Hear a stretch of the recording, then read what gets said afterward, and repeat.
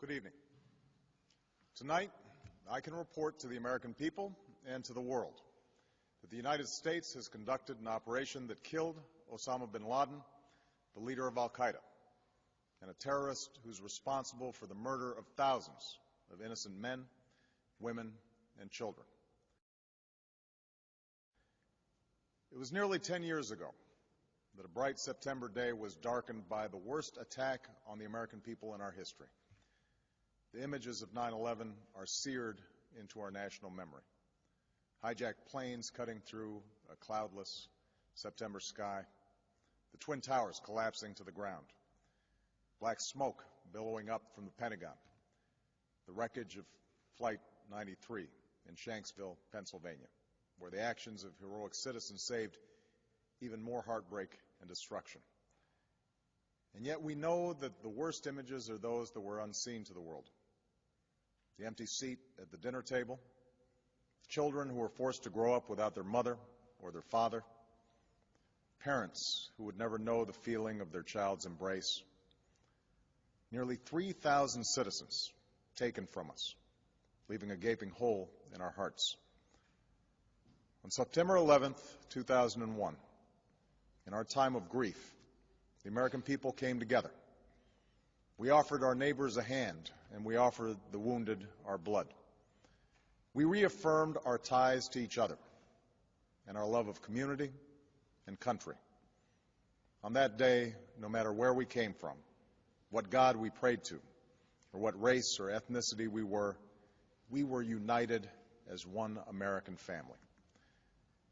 We were also united in our resolve to protect our nation and to bring those who committed this vicious attack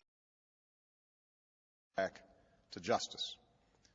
We quickly learned that the 9/11 attacks were carried out by al-Qaeda, an organization headed by Osama bin Laden, which had openly declared war on the United States and was committed to killing innocents in our country and around the globe. And so we went to war against al-Qaeda to protect our citizens, our friends, and our allies. Over the last 10 years, thanks to the tireless and heroic work of our military and our counterterrorism professionals, we've made great strides in that effort. We've disrupted terrorist attacks and strengthened our homeland defense. In Afghanistan, we removed the Taliban government, which had given bin Laden and al-Qaeda safe haven and support. And around the globe, we worked with our friends and allies to capture or kill scores of al-Qaeda terrorists, including several who were a part of the 9/11 plot. Yet Osama bin Laden avoided capture and escaped across the Afghan border into Pakistan. Meanwhile, al-Qaeda continued to operate from along that border and operate through its affiliates across the world. And so shortly after taking office, I directed Leon Panetta, the director of the CIA, to make the killing or capture of bin Laden the top priority of our war against al-Qaeda, even as we continued our broader efforts to disrupt, dismantle, and defeat his network. Then, last August, after years of painstaking work by our intelligence community, I was briefed on a possible lead to bin Laden. It was far from certain, and it took many months to run this thread to ground. I met repeatedly with my national security team as we developed more information about the possibility that we had located bin Laden hiding within a compound deep inside Pakistan. And finally, last week, I determined that we had enough intelligence to take action and authorized an operation to get Osama bin Laden and bring him to justice. Today, at my direction, the United States launched a targeted operation against that compound in Abbottabad, Pakistan.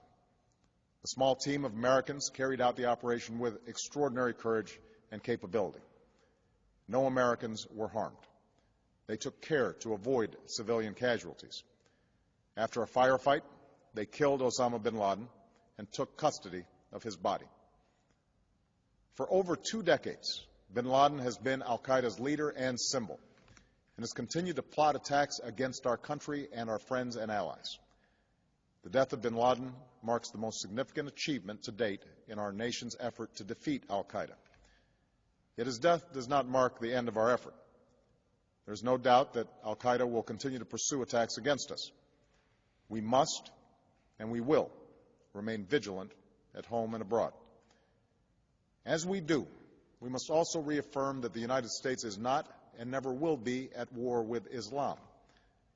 I've made clear, just as President Bush did shortly after 9/11, that our war is not against Islam. Bin Laden was not a Muslim leader.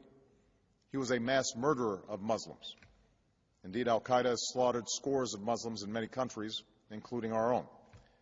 So his demise should be welcomed by all who believe in peace and human dignity. Over the years, I've repeatedly made clear that we would take action within Pakistan if we knew where bin Laden was. That is what we've done. But it's important to note that our counterterrorism cooperation with Pakistan helped lead us to bin Laden and the compound where he was hiding. Indeed, bin Laden had declared war against Pakistan as well and ordered attacks against the Pakistani people. Tonight, I called President Zardari, and my team has also spoken with their Pakistani counterparts. They agree that this is a good and historic day for both of our nations. And going forward, it is essential that Pakistan continue to join us in the fight against al-Qaeda and its affiliates. The American people did not choose this fight. It came to our shores and started with the senseless slaughter of our citizens. After nearly 10 years of service, struggle, and sacrifice, we know well the costs of war. These efforts weigh on me every time I, as Commander-in-Chief, have to sign a letter to a family that has lost a loved one, or look into the eyes of a service member who's been gravely wounded. So Americans understand the costs of war. Yet, as a country, we will never tolerate our security being threatened, nor stand idly by when our people have been killed. We will be relentless in defense of our citizens and our friends and allies. We will be true to the values that make us who we are. And on nights like this one, we can say to those families who have lost loved ones to al-Qaeda's terror, justice has been done. Tonight, we give thanks to the countless intelligence and counterterrorism professionals who've worked tirelessly to achieve this outcome. The American people do not see their work nor know their names, but tonight they feel the satisfaction of their work and the result of their pursuit of justice. We give thanks for the men who carried out this operation, for they exemplify the professionalism, patriotism, and unparalleled courage of those who serve our country. And they are part of a generation that has borne the heaviest share of the burden since that September day.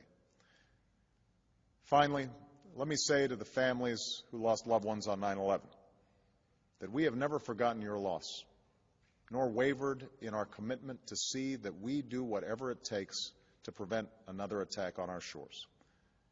And tonight, let us think back to the sense of unity that prevailed on 9/11. I know that it has at times frayed, yet today's achievement is a testament to the greatness of our country and the determination of the American people. The cause of securing our country is not complete, but tonight we are once again reminded that America can do whatever we set our mind to. That is the story of our history. Whether it's the pursuit of prosperity for our people or the struggle for equality for all our citizens, our commitment to stand up for our values abroad, and our sacrifices to make the world a safer place. Let us remember that we can do these things not just because of wealth or power, but because of who we are. One nation, under God, indivisible, with liberty and justice for all. Thank you. May God bless you. And may God bless the United States of America.